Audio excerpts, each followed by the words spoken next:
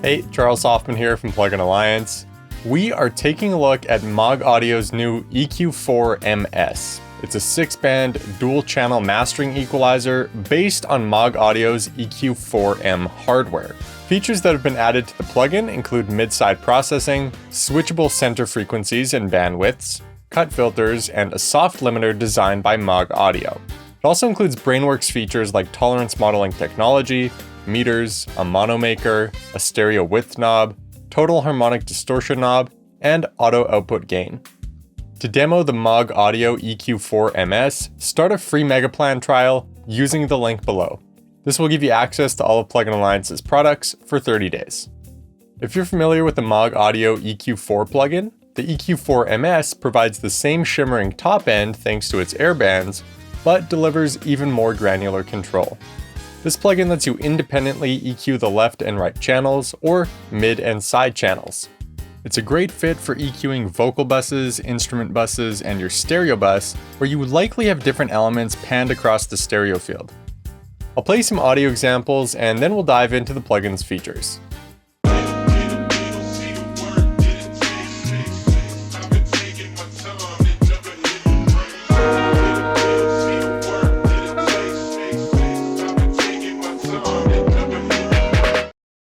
Falling back in line, but I don't wanna leave your love behind. Maybe I'm waiting for a sign. I see it every time I close my eyes.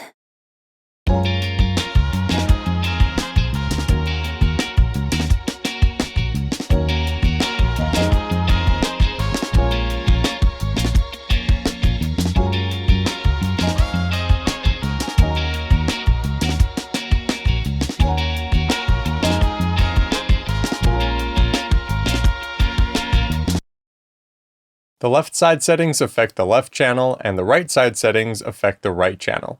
If you toggle the plugin into mid-side mode, the left side affects the mids and the right side affects the sides. Channel linking is enabled by default, so when you adjust one channel, the corresponding parameter on the opposite channel also updates. You can disable this feature to affect the channels individually. If you want to solo each channel, you can use the solo buttons in the top right corner.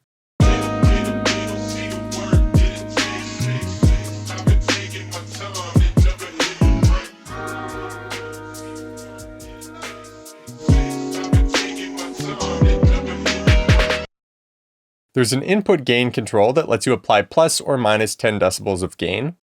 The peak LED indicates when a signal's hitting 0 decibels or above. If this light remains lit constantly, it's an indication that you may want to turn down the input gain. Below is a signal LED indicating the signal's above -54 decibels. When there's audio content playing, you generally want this to remain lit up. Otherwise, you may need to boost your input gain. The Mäag Audio EQ4 MS has a sub, low, low-mid, mid, 2.5 kHz, and air band. The bottom 4 are bell filters and allow you to apply -4 to +15 decibels of gain, while the 2.5 kHz band is a high shelf filter with a range of -5 to +20 decibels of gain. The air band is also a high shelf filter, but it has a range of 0 to +20 decibels. You can adjust the center frequency of the air band with this knob.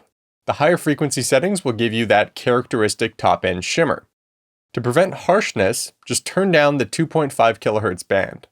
The interaction of these bands is what leads to that shiny and controlled Mäag Audio tone that sounds great on vocals, guitars, overheads, and your stereo bus.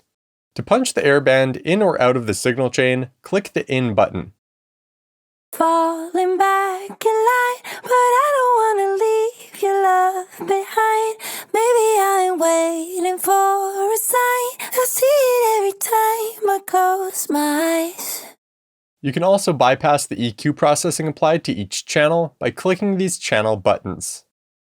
Down here you can change the center frequency of the 4 lowest bands and adjust the bandwidth. Mäag Audio EQs use a parallel structure with an almost linear response when bands are set to unity gain. However, that parallel structure means that changing a band's center frequency or slope will lead to a nonlinear response, even with each band's gain set to 0 decibels. Take a look at this. The only difference between these two responses is the state of the low-mid switch. Toggling it from its default value of 160 Hz to 250 Hz leads to this curvy, nonlinear response.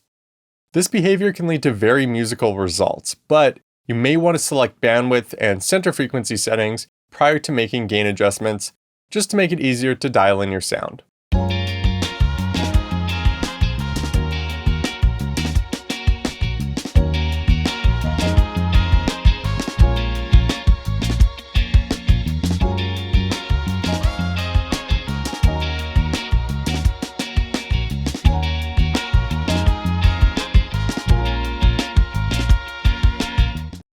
The filters section allows you to apply a high-pass and low-pass filter to your sound. These knobs in the middle control the cutoff frequency of each filter.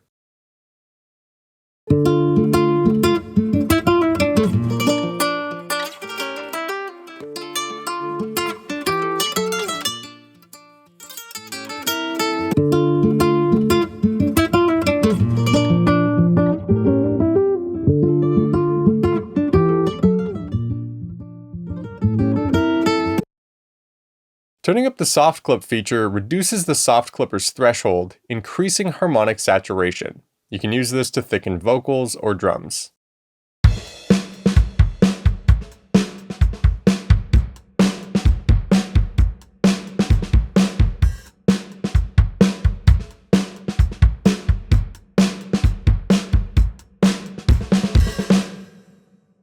At the bottom of the UI, you have input and output level meters. There's built-in tolerance modeling technology, or TMT. This simulates small component variances found in hardware. Analog is the default mode, which uses a different TMT setting for each channel. Digital mode assigns the same TMT settings to each channel. You'll get more left-right variation in analog mode, which can lead to a deeper and richer sound, which is great when mixing. If you're trying to maintain the phase relationship of the channels, such as when mastering, you may want to use digital mode. In either case, there are 20 TMT channels with slight differences and a button that randomizes the channels. You can monitor the phase correlation between the channels and check left-right balance. There's a mono maker knob that sums your low end into mono up to the selected frequency. You may want to do this if you're trying to tighten up your low end.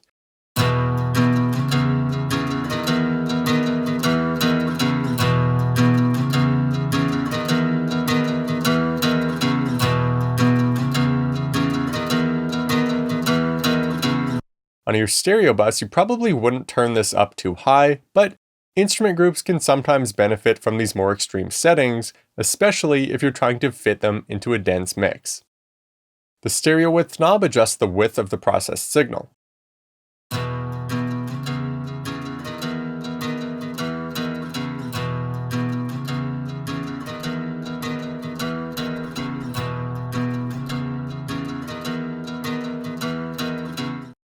The total harmonic distortion, or THD knob, adds colorful saturation and density to your mix.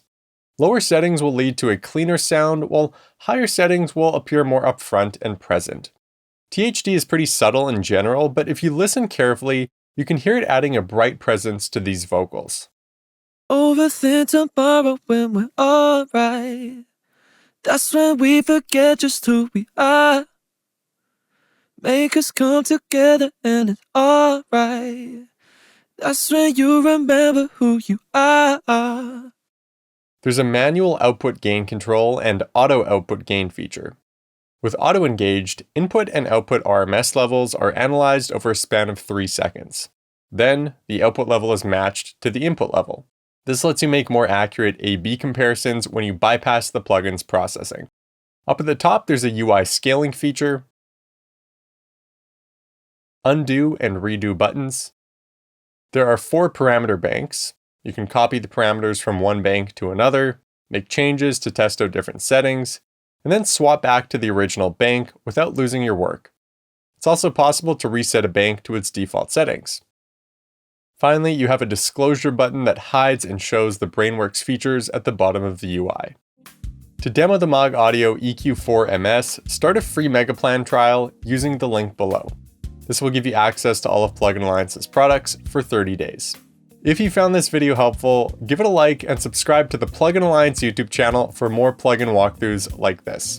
Thanks for watching, and I'll see you next time.